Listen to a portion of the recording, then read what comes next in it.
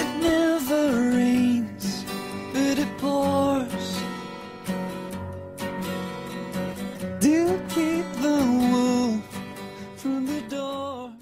So, Fran, you are here to present your first solo record. Yeah. So I would like to know, before I get wrong, how do you pronounce it? All right, where it's called the Wreckorder. name Wreckorder. Wreckorder. Wreckorder. And where does the name come from?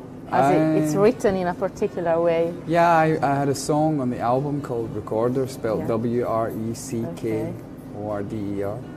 And then I took, I liked the title and I took that, but I didn't use the songs, but I used the title. Okay. And I like it because it was, I have been recording since I was 8 years old with my little tape recorder. And I'm 37 now and I'm still recording.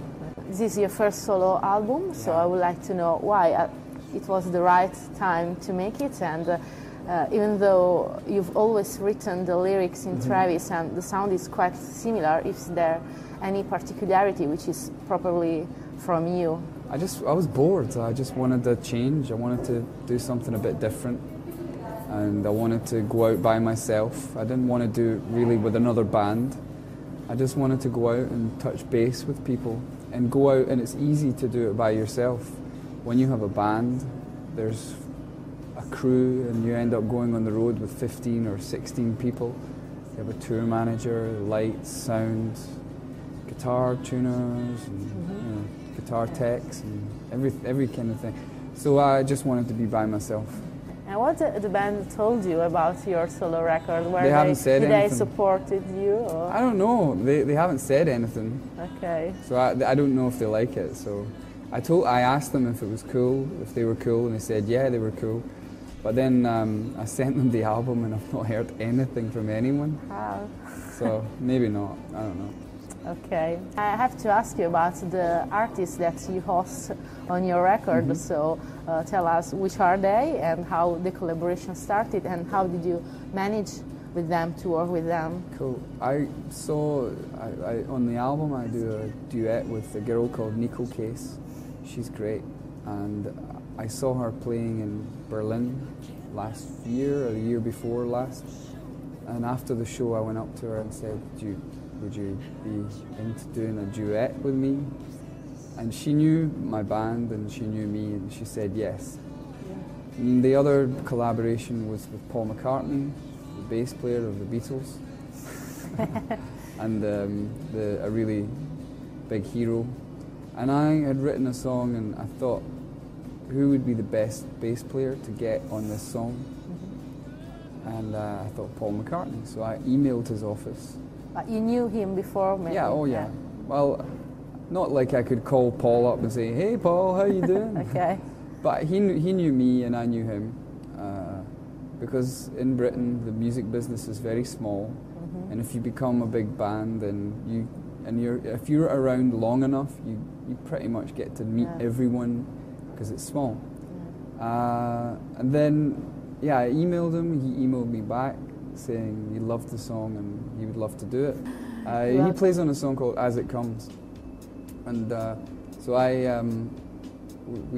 ended up having to send all of the song to him in his studio, and when he had a day off from his world tour, he went and played it, and I didn't know what to say, how to say thank you to him, and I was going to buy him a present or something, but I thought... I was going to ask you how you returned the gift. I didn't really know what to do, so I thought he's always trying to get everyone to be a vegetarian, so I thought that would be a nice thing to do, to convert to vegetarianism, to say thanks.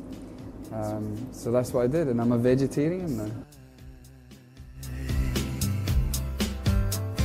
You are part of, I don't know if you're still part of that movement, but Make Poverty History, and I know that you took part in many demonstrations against war. So where does this social consciousness come from? Well, I think everyone got involved in this war thing. Everyone. Millions of people marched in London, and I was one of those people. But I was famous, so because you're famous, everyone's like, oh, you, and they almost forget that when the Iraq War happened, it was politics became personal. I've no interest in politics, and never had. But it politicized everyone, from the old lady on the street to the young kid, and everyone in between. And I was just one of those people out on the marches.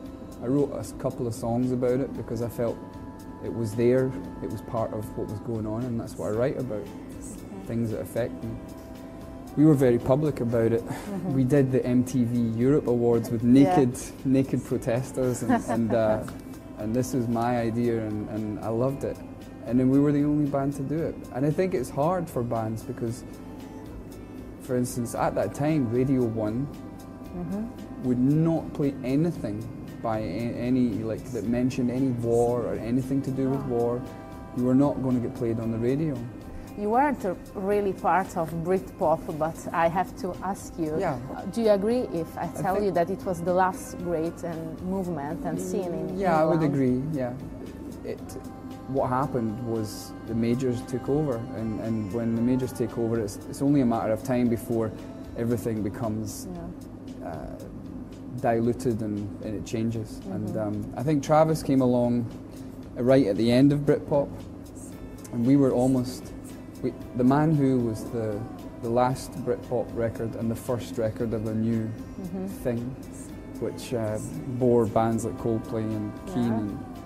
But it wasn't a movement, because like Travis, Coldplay, Keane, journalists in England, they're just like, they don't like that.